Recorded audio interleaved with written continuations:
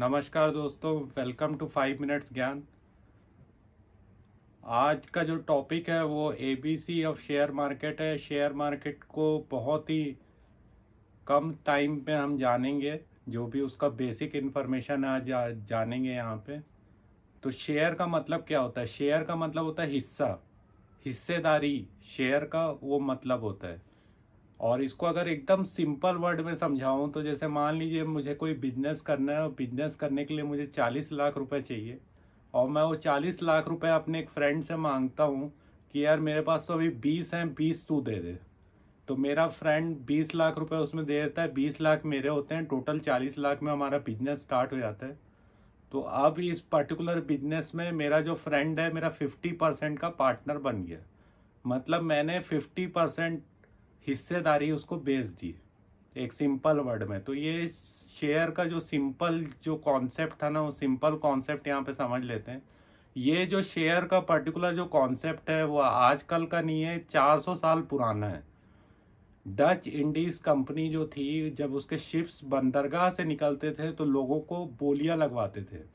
वो particular ships पे बोलियां लगाते थे। तो लोग क्या है, एक एक शिप पे बोली लगाते थे कि जब वो किसी कंट्री पे अपना व्यापार करके वापस आएगा तो शिप का जितना प्रॉफिट होगा तो वो प्रॉफिट आपको मिलेगा। तो शिप्स पे वो बोलियां लगवाते थे। तो लोग क्या है, शिप्स पे बोली लगाते थे। तो कई शिप्स आती थी, कई वापस नहीं आ पाती थी, कोई डाकू लूट लेते थे, कभी तूफान आ जाता था। तो लोग क्या करते थे, 4-4 5-5 शिप्स पे बोली लगा लेते थे, कम से कम यार एक आध शिप तो वापस आ जाएगा। तो ये जो शेयर है, ये ट्रेडिंग और ये सारा जो काम है, ये 400 साल पुराना है। किसी भी फॉर्म में होता था, लेकिन ये काफ़ी पुराना काम है। और इंडिया की बात करें तो इंडिया में 1875 में बॉम्बे स्टॉक एक्सचेंज आया है, और 1992 में नेशनल स्टॉक एक्सचेंज आया है।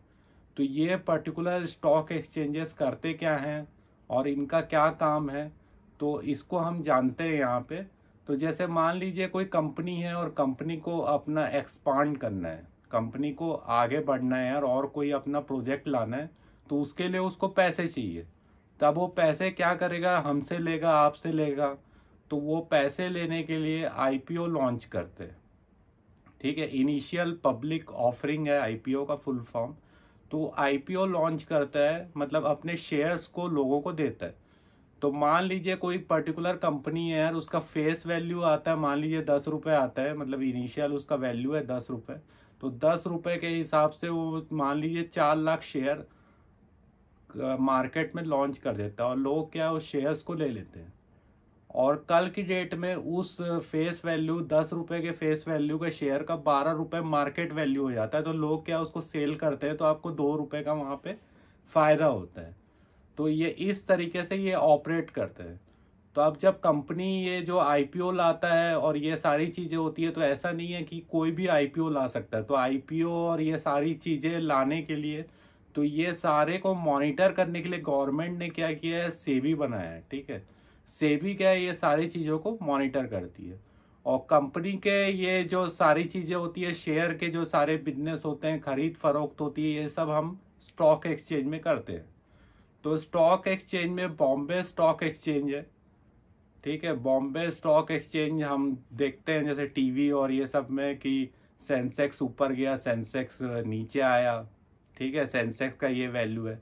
तो सेंसेक्स जो है बॉम्बे स्टॉक एक्सचेंज का एक सूचकांक है। ठीक है, वहाँ से अपने को पता चलता है, उसमें 30 कंपनीज है, 30 बड़ी कंपनीज को लेके उन्होंने एक सूचकांक बनाया है जो ऊपर नीचे होते रहता है, हमको न्यूज़ और ये सारे में पता चलता है। अभी करीब उसका 56,000 समथिंग कुछ वैल्यू चल रहा है सेंसेक्स का।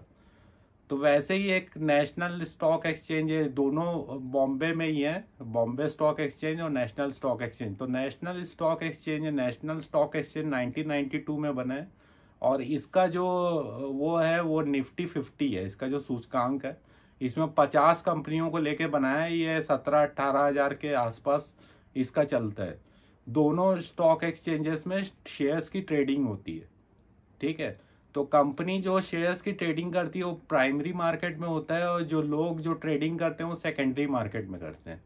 तो हम लोगों को क्या है, चूंकि शेयर्स का मालूम नहीं रहता ज़्यादा लोगों को, तो बीच में ब्रोकर्स आते हैं। तो ब्रोकर्स क्या करते हैं, कंपनी और हमारे बीच एक ब्रिज का काम करते हैं।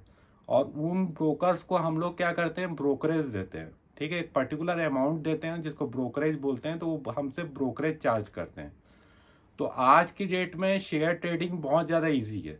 पहले क्या बहुत कॉम्प्लिकेटेड होता था, जैसे बॉम्बे शेयर ट्रेडिंग में शेयर मार्केट में ऐसा बोलियां लगती थी, और ये हर्षद मेहता और ये सब बहुत सारे कांड हुए, जिसमें सत्यम का कांड था जिसने मेटास करके कंपनी बना के पूरी सबको बेवकूफ़ बनाया। तो ऐसे क्या है, कई चीज़ों से गवर्नमेंट ने क्या किया, ये सब अब बिजनेस ये शेयर मार्केट का बहुत ज़्यादा ट्रांसपेरेंट हो गया है, और इसके ऊपर सेबी के बहुत रूल एंड रेगुलेशन बैठ गए। आईपीओ भी लाना कोई आसान काम नहीं है। आईपीओ लाने के लिए आपकी हालत ख़राब हो जाएगी किसी भी कंपनी की। तो आईपीओ लाना भी आज की डेट में कोई इजी काम नहीं है। तो इस पर्टिकुलर जो शेयर का जो काम है, उस शेयर के काम को लोग सोचते हैं यार बहुत इजी काम है, ठीक है, कोई भी कर सकता है। और कई ऐसे आपको लोग मिलेंगे जो बोलेंगे यार आपके पैसे को डबल कर देंगे, ट्रिपल कर देंगे, हम शेयर में पैसा लगाते हैं, आप हमको पैसे दे दो। तो आप बिल्कुल उन पे ऊपर भरोसा मत करना, क्योंकि ये शेयर का जो काम है भाई, ये सिंपल टेक्निकल काम है। और इस पर्टिकुलर काम को या तो आप सीखना चाहते हैं तो आप सीखिए, पूरे डेडिकेशन से करिए। अगर आप सीखना नहीं चाहते तो मैं आपको एकदम सिंपल एडवाइस दूंगा, आप म्यूचुअल फंड में इन्वेस्ट करिए। म्यूचुअल फंड क्या होता है, वो भी एक शेयर का फॉर्म है। उसमें क्या है, आपका जो फंड मैनेजर होता है वो डिफरेंट टाइप के शेयर्स में पैसा लगाता है। जैसे आपको शुरू में मैंने बताया ना कि लोग क्या है, एक जहाज डूब जाता है करके 4-5 जहाज में पैसा लगाते थे, वैसे ही म्यूचुअल फंड है। म्यूचुअल फंड में फंड मैनेजर आपके फंड को डिसाइड करता है, और उसको पता होता है यार किस में हमको पैसा लगाना है, तो उस हिसाब से आपके फंड को वो करके, और वैसा आपका पैसा इधर उधर मतलब मल्टीपल कंपनीज और मल्टीपल जगह पे लगाता है, ताकि आपका पैसा सेफ रहे। और आज के दिन में शेयर ट्रेडिंग के लिए आपको कुछ नहीं चाहिए यार, सिंपल चीज़ है।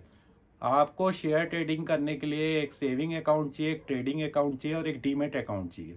सेविंग अकाउंट तो चाहिए ही पैसे के लिए, ठीक है, और आपका ट्रेडिंग अकाउंट ट्रेडिंग करने के लिए, और डीमेट अकाउंट आप जो शेयर लेते हैं उसको डिजिटल फॉर्म में जमा रखने के लिए। तो आजकल कई बैंक हैं जो सारी चीज़ों को एक साथ ऑफर करते हैं, या फिर आपके पास सेविंग अकाउंट है तो आप ऑनलाइन आसानी से डीमेट और ट्रेडिंग अकाउंट बना सकते हैं, बहुत ईजी है।